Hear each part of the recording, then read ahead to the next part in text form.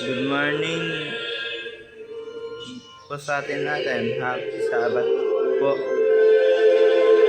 So, hindi nyo po maririnig yung boses ko kasi ikaw. So, kailangan ko po maay.